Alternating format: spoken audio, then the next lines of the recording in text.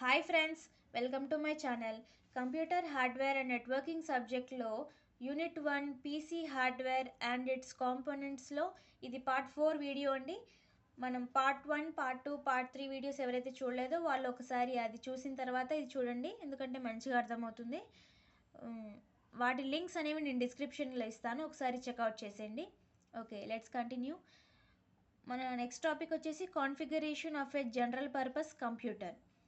So మనం ఈ topic అర్థం చేసుకునే ముందు కాన్ఫిగరేషన్ అన్న వర్డ్ని అర్థం చేసుకోవాల్సి ఉంటుంది. కాన్ఫిగరేషన్ అంటే ఏం లేదండి, the arrangement of hardware and software and management of components. ఇది అర్థం కావాలంటే మనము ఈ కాన్ఫిగరేషన్ అన్న వర్డ్ని మనం ఎక్కువ ఎప్పుడు వాడతామంటే, మనం ఏదైనా కొత్తగా కంప్యూటర్ కానీ ల్యాప్టాప్ కానీ పర్చేస్ చేయాలి అనుకున్నప్పుడు మనం ఇది ఎక్కువగా వాడతాం. ఇది పర్సన్ టు పర్సన్ రిక్వైర్మెంట్ అనేది డిఫరెంట్గా ఉంటుందండి. ఇప్పుడు ఒక పర్సన్కి కంప్యూటర్ అనేది కోడింగ్కి మాత్రమే అవసరం ఉంటుంది.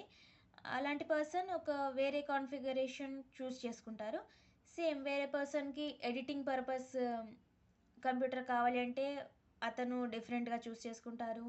ఇంకా గేమింగ్ పర్పస్, నేను ఓన్లీ గేమింగ్ పర్పస్ మాత్రమే కంప్యూటర్ని వాడతాను అన్న వాళ్ళకి డిఫరెంట్ కాన్ఫిగరేషన్తో కంప్యూటర్స్ అనేది అవైలబుల్గా ఉంటాయి.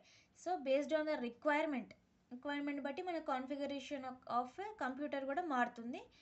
మనం దాన్ని బట్టి సెలెక్ట్ చేసుకోవాల్సి ఉంటుంది. Okay, configuration of a computer represents the characteristics of most important ones of it. Configuration of a computer క్యారెక్టరిస్టిక్స్ని రిప్రజెంట్ చేస్తుందండి. క్యారెక్టరిస్టిక్స్ అంటే ఏం లేదు, ఇక్కడ ఫీచర్స్ లేదా క్వాలిటీస్ అని అనొచ్చు మనం. అవి బేసిక్గా వచ్చేసి computer size, storage capacity, memory, speed, accuracy, ఇలాంటి కొన్ని ఫీచర్స్ మీద డిపెండ్ అయి ఉంటుందండి కాన్ఫిగరేషన్ అన్నది. Such as it's processor, hard disk, memory, peripherals connected, it's operating system. అంటే ఆ యొక్క కంప్యూటర్లో ప్రాసెసర్ సైజ్ ఎంత ఉంది, హార్డ్ డిస్క్, మెమొరీ, పెరిఫరల్స్ అంటే అదర్ డివైజెస్. అంటే మనం బయట నుంచి ఎన్ని డివైజెస్ కనెక్ట్ చేసుకోవచ్చు, వాటి లిమిట్ అదంతా ఉంటుందండి. అండ్ ఇట్స్ ఆపరేటింగ్ సిస్టమ్, ఆ స్పెసిఫిక్ కంప్యూటర్లో మనం ఏ type of operating system install చేసుకోవచ్చు, ఎంత స్టోరేజ్, ఇవన్నీ బేసిక్ డీటెయిల్స్ అనేవి, ఫీచర్స్ అనేవి మనకి కాన్ఫిగరేషన్లో తెలిసిపోతుంది. Any software you install on a computer mentions the minimal configuration that your computer should support in order to successfully run it. ఇప్పుడు ఏదైనా computer తీసుకుంటే మనం అందులో దానికి తగ్గట్టు సాఫ్ట్వేర్ని ఇన్స్టాల్ చేసుకోవాలండి. అప్పుడైతే మనకి అందులో మంచిగా రన్ అవుతుంది సాఫ్ట్వేర్. ఇప్పుడు సపోజ్ కంప్యూటర్ కాన్ఫిగరేషన్ అనేది తక్కువ ఉండి సాఫ్ట్వేర్ మనం ఏదైనా ఎక్కువ కాన్ఫిగరేషన్ ఉన్న సాఫ్ట్వేర్ని కనుక ఇన్స్టాల్ చేస్తే మన కంప్యూటర్లో అది సరిగ్గా రన్ అవ్వదు. అదే చెప్తున్నారు. Configuration of a computer represents the characteristics and capability of the following components of a computer. Configuration అనేది కొన్ని ఫీచర్స్ని రిప్రజెంట్ చేస్తుందని ఇందాక అనుకున్నాం. సేమ్ అదేవిధంగా అది క్యాపబిలిటీస్ కూడా రిప్రజెంట్ చేస్తుంది. అవి ఏంటో చూద్దాం. Components first processor, operating system, RAM capacity, storage capacity, other peripherals such as keyboard, mouse, webcam, speakers, Wi-Fi, etc. CD-ROM, monitor type, network adapter, graphic card. ఇవన్నీ కొన్ని కాంపోనెంట్స్ అండి, ప్రతి ఒక్క కంప్యూటర్లో ఉంటాయి. బట్ వీటి క్యాపబిలిటీస్ అనేది డిఫరెంట్గా ఉంటుంది. సపోజ్ ర్యామ్ కెపాసిటీ ఒక దాంట్లో ఎక్కువ ఉండొచ్చు, ఒక దాంట్లో తక్కువ ఉండొచ్చు. ఇంకా స్టోరేజ్ కెపాసిటీ కూడా సేమ్, మన రిక్వైర్మెంట్ బట్టి మనం పర్చేస్ చేసుకుంటాం, అది వేరే విషయం. కానీ ఇందులో కూడా డిఫరెంట్గా ఉంటాయి. స్టోరేజ్ కెపాసిటీ ఒక దాంట్లో తక్కువ ఉంటుంది, ఒక దాంట్లో ఎక్కువ ఉంటుంది, అలా డిపెండ్స్. నెక్స్ట్ ఇందులో ఒక ఎగ్జాంపుల్ చూసుకుంటే మనం, the minimal configuration of a Pentium 4 computer will be like the following. Pentium 4 అనేది ప్రాసెసర్ నేమ్ అండి. అయితే మనము ఈ ఎగ్జాంపుల్ తీసుకొని మనం కాన్ఫిగరేషన్ అన్న టాపిక్ని మంచిగా అర్థం చేసుకోవచ్చు. ప్రాసెసర్ ఆర్ CPU Pentium 4 ఇది ప్రాసెసర్ యొక్క నేమ్ అండి, Pentium 4. Next operating system Microsoft Windows 7 or above.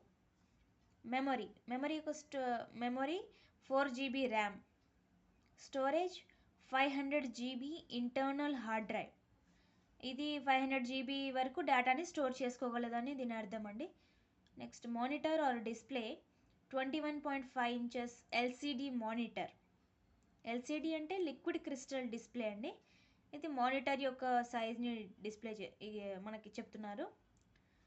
Other dual band wifi, LAN card, graphic card, speakers, keyboard, mouse. అంటే మనము ఈ డివైజెస్ని కూడా మనం కనెక్ట్ చేసుకోవచ్చు అని చెప్తున్నారు. Okay, next topic identification of various components on the mother board మీద చాలా కాంపోనెంట్స్ అనేవి ఉంటాయండి. వాటిని ఎలా ఐడెంటిఫై చేయాలి అనేది ఈ topic. Following is the diagram of a typical mother board which maps components on it. అంటే నెక్స్ట్ పేజ్లో డయాగ్రామ్ ఉందండి. Mother board is the most important component in any personal computer. మనం ఏ కంప్యూటర్లో అయినా కూడా మదర్ బోర్డ్ అనేది చాలా ముఖ్యమైన కాంపోనెంట్ అండి. It is the heart of the computer.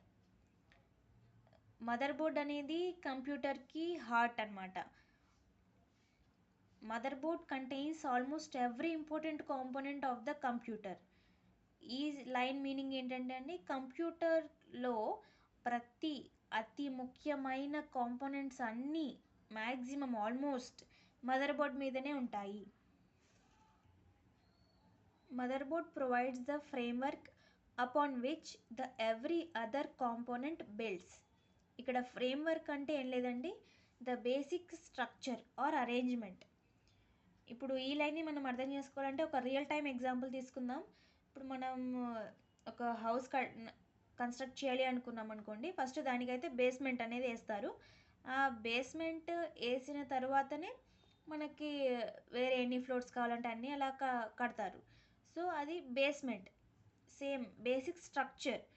ఇక్కడ కూడా కంప్యూటర్లో ఇది మదర్ బోర్డ్ అనేది ఒక బేసిక్ స్ట్రక్చర్ని ప్రొవైడ్ చేస్తుందండి.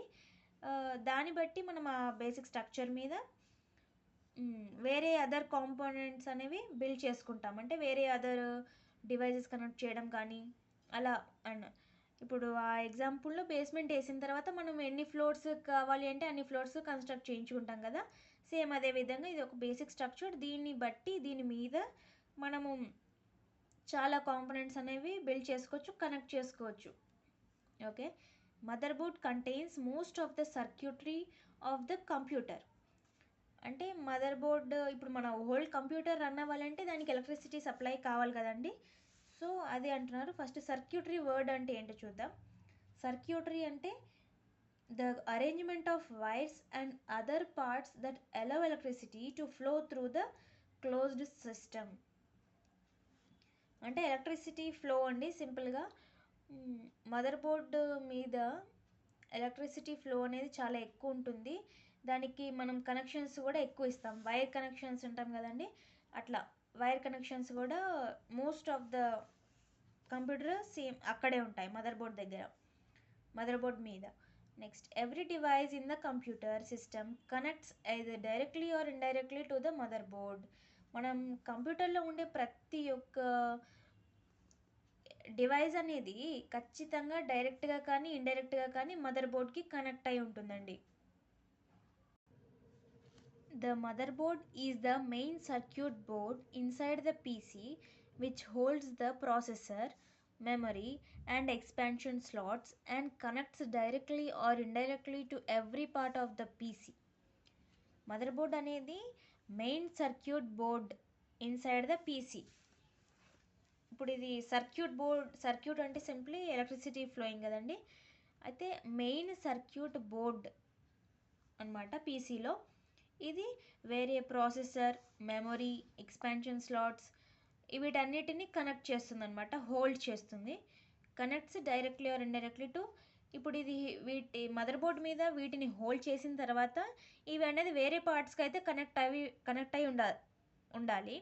సో అది డైరెక్ట్గా కానీ ఇండైరెక్ట్గా కానీ ఎవ్రీ పార్ట్ ఆఫ్ ద పీసీకి కనెక్ట్ అయి ఉంటుంది. It's made up of a chipset, ROM, and the various interconnections or buses. PC యొక్క నిర్మాణం made up of chipset, ROM and various interconnections అండి. Next, a motherboard also known as main board, system board or logic board. మదర్ బోర్డ్ని మనం ఇలా కూడా అనొచ్చు, main board, system board, logic board, ఇంకా మెయిన్ సర్క్యూట్ బోర్డ్ అని కూడా అనొచ్చండి. ఇది వచ్చేసరికి మదర్ బోర్డ్ డయాగ్రామ్ అండి. అంత క్లారిటీగా ఉండకపోవచ్చు, బట్ వీటి అన్ని కాంపోనెంట్స్ గురించి మనం ఇన్ డీటెయిల్గా నెక్స్ట్ వీడియోలో చూద్దాం. ప్రజెంట్ అయితే ఇది ఐఎస్ఏ స్లాట్స్ అండి. ఐఎస్ఏ అంటే ఇండస్ట్రీ స్టాండర్డ్ ఆర్కిటెక్చర్.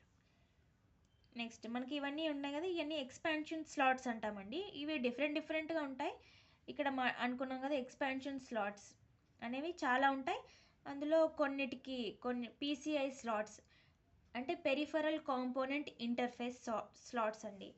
మనం వేరే డివైజెస్ని కనెక్ట్ చేసుకోవచ్చు అనమాట ఇక్కడ. Next AGP slot. ఇది ఇక్కడ ఈ టైప్ ఆఫ్ మదర్ బోర్డులో ఒకటి ఇచ్చారు.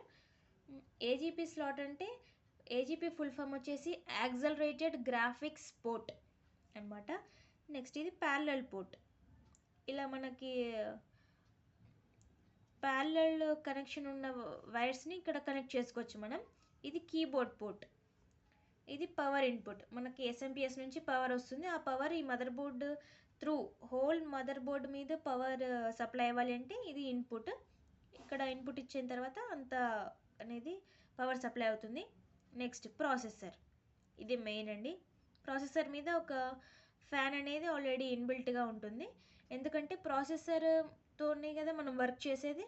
సో అది మనము కంప్యూటర్ ఆన్ చేసినంతసేపు ప్రాసెసర్ అనేది వర్క్ అవుతూ ఉంటుంది. కాబట్టి అది హీట్ అవుతుంది. కాబట్టి దాన్ని కూల్ చేయడానికి దాని మీద అంటే ప్రాసెసర్ చిప్ ఆల్రెడీ ఇక్కడ పెడతారు. దాని మీద చిన్న ఫ్యాన్ అనేది ఇన్బిల్ట్గా ఉంటుంది. అది మనకి హీట్ని తగ్గించడానికి ఉంటుందన్నమాట. Next RAM slots. ఇవి 2 ఇచ్చారు ఇక్కడ. Next SATA cable connectors. ఇక్కడ సాటా కేబుల్స్ని కనెక్ట్ చేసుకోవచ్చు అండి మనం. నెక్స్ట్ బ్యాటరీ అనేది మనకి main use of battery in computer వచ్చేసి టైమ్ డిస్ప్లే అండి. Next IDE primary and secondary connectors. ఇవి ఐడిఈ ఫుల్ ఫామ్ వచ్చేసి integrated development environment. Next power connector.